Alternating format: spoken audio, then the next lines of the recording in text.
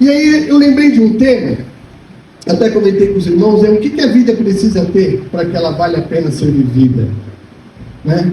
Na verdade, esse não é um tema que Deus me deu, tá, irmãos? Isso teve uma palestra para as seguradoras onde eu trabalho, e lá o palestrante me soltou esse tema. Eu falei, poxa, esse tema é nosso, né? E eu peguei para mim e comecei a pensar nesse tema, né? O que a vida precisa ter para que ela valha a pena ser vivida? Ou para que a gente seja feliz?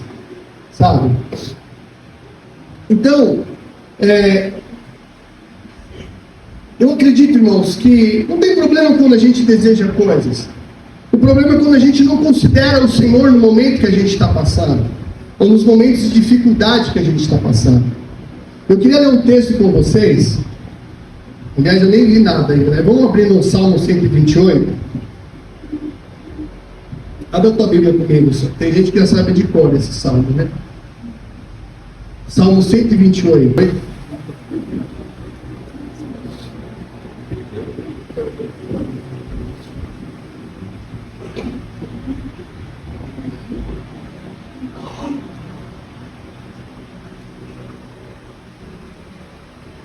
Diz assim, ó. Deixa eu só abrir um parênteses aqui, irmãos. Algo que eu tenho tentado praticar e que tem me ajudado. Quando a gente for ler a Bíblia, se estiver lendo a Bíblia, um capítulo, um versículo, tenta perceber qual é a tônica daquele versículo. Qual é a tônica daquele capítulo que você está lendo? Qual que é o ponto principal ali? Qual que é o ponto-chave ali? O que salta aos teus olhos? Como é feliz aquele que teme ao Senhor e que anda nos seus caminhos. Você desfrutará o fruto do seu trabalho, será feliz e será próspero.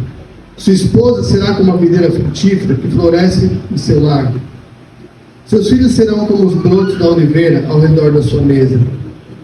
Esta é a bênção do Senhor para aquele que o teme. Que o Senhor o abençoe desde Sião. Que você veja a prosperidade de Jerusalém enquanto viver. E que você viva para ver os seus netos. E que haja paz em Israel. Amém? Quando você lê esse texto, o que te salta aos teus olhos? Para você, qual é a tônica desse versículo?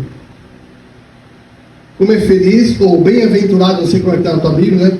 Bem-aventurado é o homem que teme ao Senhor e anda nos seus caminhos. Esse será feliz e prosperará em tudo. A tônica daquilo que o salmista está dizendo, irmãos, não é nem a árvore frutífera, não é nem ver os filhos dos seus filhos. A tônica aqui não são as coisas prósperas que vão acontecer na nossa vida. A tônica não é a figueira que vai dar o fruto. A tônica é: bem-aventurado o homem que teme ao Senhor e que anda com Deus. Nós não podemos tirar os nossos olhos de Deus, irmãos. Nós não podemos tirar os nossos olhos do Senhor. Eu ia falar isso antes, porque o povo, como eu falei agora há pouco, lá no Egito, aliás, lá no deserto, eles tiraram os olhos de Deus e começaram a olhar para os outros povos.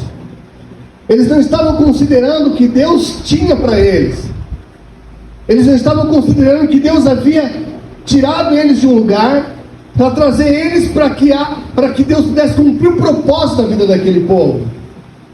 E nós não podemos tirar os nossos olhos do Senhor. Esse capítulo que nós lemos, embora ele fala sobre a prosperidade que vem sobre aquele que teme ao Senhor e anda no seu caminho, mas a tônica aqui é andar com Deus, irmãos. A tônica aqui é estar com Ele. A tônica é não tirar os olhos do nosso Senhor. Porque, irmãos, o que adianta você ter uma casa farta? O que adianta você ter prosperidade? O que adianta você conseguir tantas coisas na vida, mas se você não tiver a presença do Criador? O que adianta tudo isso? Ou seja, a palavra, amados, ela não tem nada a ver com as conquistas Não tem nada a ver com as coisas, não tem nada a ver com o que eu alcancei, não tem nada a ver com o que conquistei. O Evangelho tem mais a ver com o que eu renunciei para ter o Senhor. É tipo assim, como Deus falasse para aquele povo, ó, é verdade, lá no Egito eles têm comida de sobra, lá eles têm tempero, lá tem alho, como vocês falam aí, tem cebola, não é verdade, tem carros, tem prosperidade, tem tudo isso. Só que eles não têm a mim. O que você quer? O que você prefere? Você prefere ter todas essas coisas e não ter a presença de Deus? Foi exatamente isso que Jesus propôs para o jovem rico, vocês lembram? Lá em Mateus 19. Não vou ler não, vou citar aqui para vocês. Que diz que o jovem rico chegou para Jesus. Falou, bom mestre, o que eu preciso para herdar a vida eterna? E aí Jesus falou para ele, olha, você conhece os mandamentos, amarás o teu próximo, vai honrar teu pai e tua mãe, não matarás, não furtarás, não vai dar falso testemunho. Aí ele fala, tudo isso eu já tenho feito. Ele se alegrou. Aí Jesus chega para ele e fala assim, então tá bom, agora você vai vender tudo que você tem, dê aos pobres e siga-me. Simples assim. Aí diz as escrituras que o jovem virou as costas e foi embora porque ele tinha muitos bens. Amém? Então, irmãos, é sobre isso. É sobre o quanto eu estou disposto para renunciar. Deus não tem problema que a gente tenha coisas, mas as outras coisas, presta atenção nisso, ela tem o seu lugar na nossa vida. Sim ou não? Aliás, nós estamos rodeados dessas outras coisas. A gente vive no meio dessas outras coisas. A gente trabalha por causa das outras coisas também. Mas qual é a tônica também dessa palavra que Jesus trouxe? Se não, o teu coração estar em Deus. Amém? Qual é a tônica se não nós não perdermos, nós não tirarmos os nossos olhos de Deus? Não tem problema, irmãos.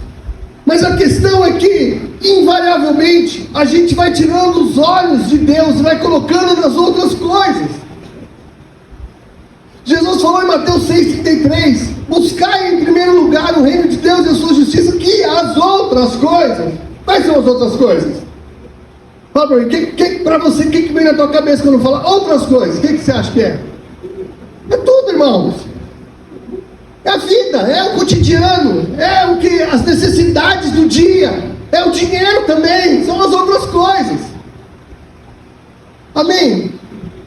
E é engraçado que quando a gente começa a buscar, tirar os olhos de Deus, a gente começa a buscar essas coisas, a gente acaba ficando sem as coisas e sem Deus. Aí é duro, hein? Aí lascou, né? A gente perde aquilo que a gente tem de mais precioso. A gente perde tempo, irmão. A gente perde tempo buscando outras coisas. Porque não adianta, ainda que a gente consiga conquistar o mundo inteiro, a nossa plena e real satisfação está em Deus. Amém? A nossa plena e real satisfação está no Senhor.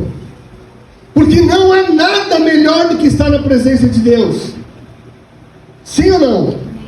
Lembra da música? Não há nada, nada melhor, não há nada, nada melhor, só eu sei, não há nada. Vocês sabem essa? Ah, vocês sabem.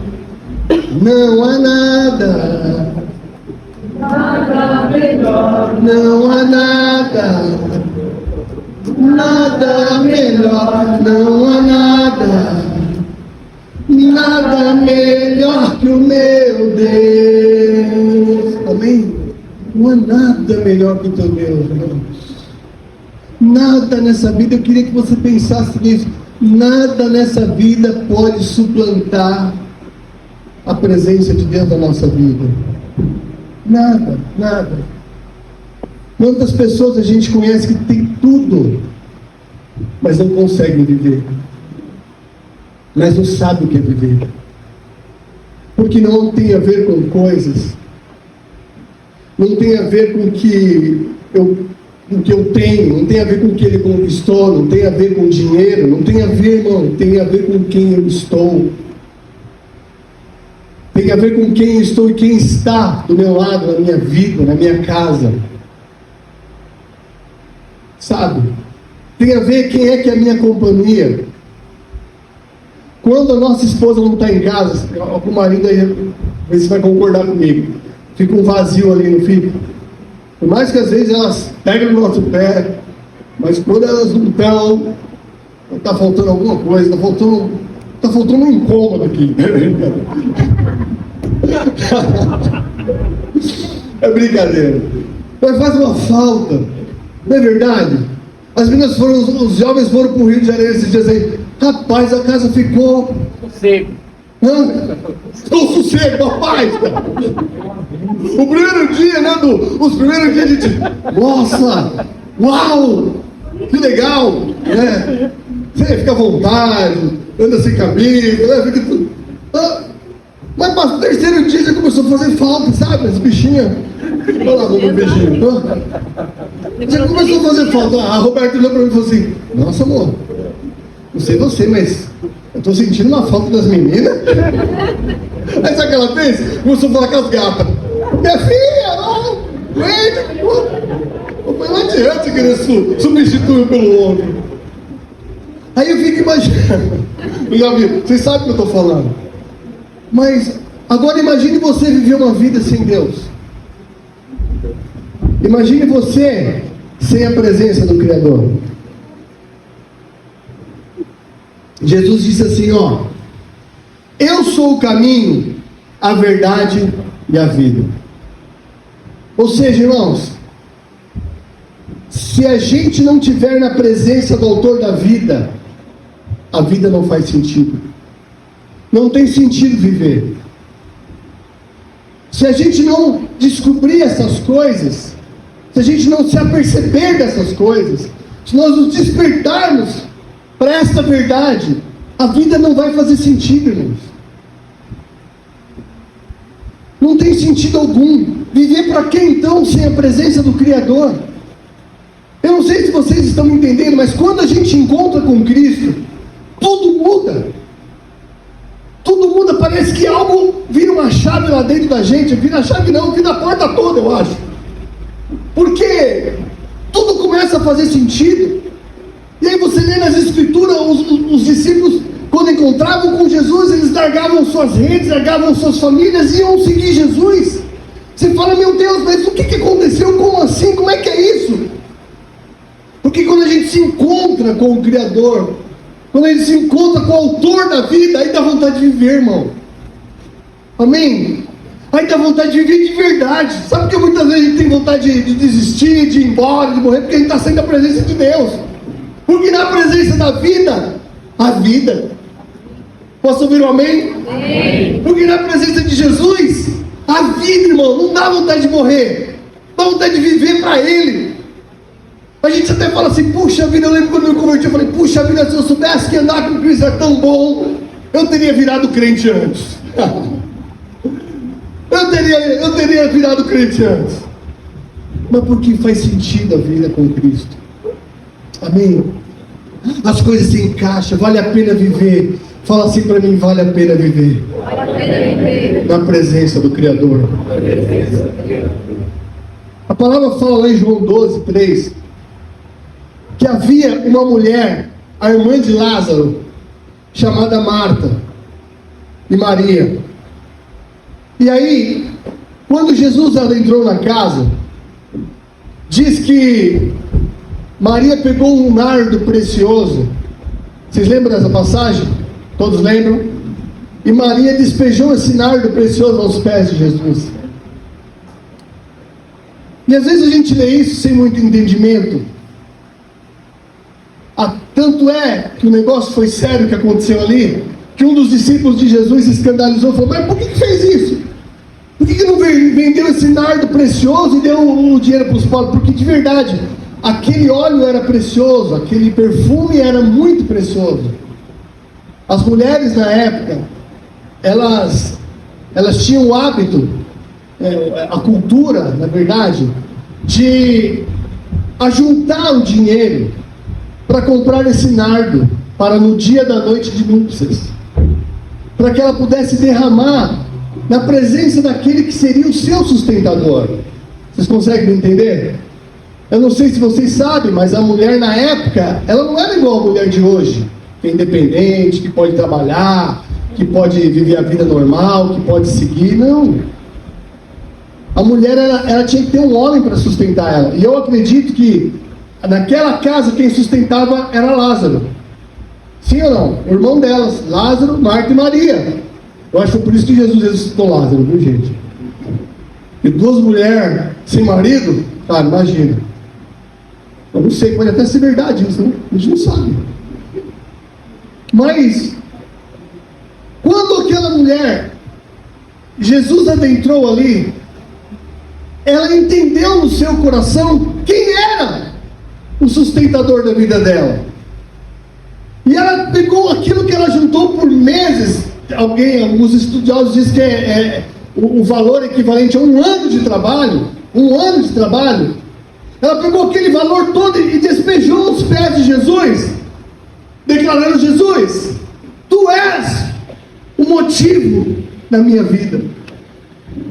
Amém? Eu não quero mais depender de um homem. Não que eu estou sendo arrogante ou soberba, não, mas eu identifico que tu és o autor da vida. Então o Senhor é digno de receber esse nardo precioso. O Senhor é digno de receber a minha vida. O Senhor é digno de receber o meu louvor. Vocês conseguem entender, irmãos? Que não tem a ver com valores deste mundo, que não tem a ver com coisas, mas tem a ver de verdade quem é a pedra preciosa da sua vida e da minha vida. Sim ou não? Mas por que o tempo vai passando e a gente vai deixando que as outras coisas voltem a tomar o nosso coração? Por que muitas vezes a gente... Quem aqui já foi muito apaixonado por Jesus? Pode levantar a mão. Vocês estão rindo? Quem aqui nunca foi apaixonado por Jesus? Tem gente que levantou nenhuma mão. Quem aqui não tem mão? Brincadeira. Sabe, a gente, outrora, quando a gente conhece Jesus, é aquela paixão, aquele fogo. Mas por que a gente deixa apagar isso? Porque talvez, irmão, sem a gente perceber, a gente vai tirando os olhos de Jesus. Amém? Às vezes, sem a gente perceber, é imperceptível mesmo, tá? Não pecado, nossa, você tirou os olhos de Deus. Não, às vezes acontece, porque as muitas coisas do dia a dia vão nos entulhando. E quando a gente vê, a gente já está com os olhos nas preocupações, nas resoluções, no dia e no que eu vou fazer. E aí a gente tirou os olhos de Deus. Mas eu creio que essa é uma manhã de restauração. Amém? Eu creio que se você desejar no teu coração, você pode voltar a olhar para Jesus. Porque quando Pedro estava naquele barco, a Bíblia diz, Mateus 22, se não me engano, que Jesus chamou Pedro para andar sobre as águas, e por um momento ele começou a prestar atenção nas outras coisas, e ali ele começou a afundar. Mas Jesus estava ali, irmãos, e Jesus chamou ele de volta, e ele pôde olhar novamente para Cristo. Eu quero falar para você aqui essa manhã, a gente pode olhar para Jesus novamente. Amém? Você pode voltar os seus olhos para Cristo novamente. Sabe, irmãos? Eu creio que essa é a grande expectativa de Deus. Nós só existimos por causa dele. Quantos creem nisso? Nós só existimos por causa dele. E a vida só faz sentido assim, irmãos. Só faz sentido assim.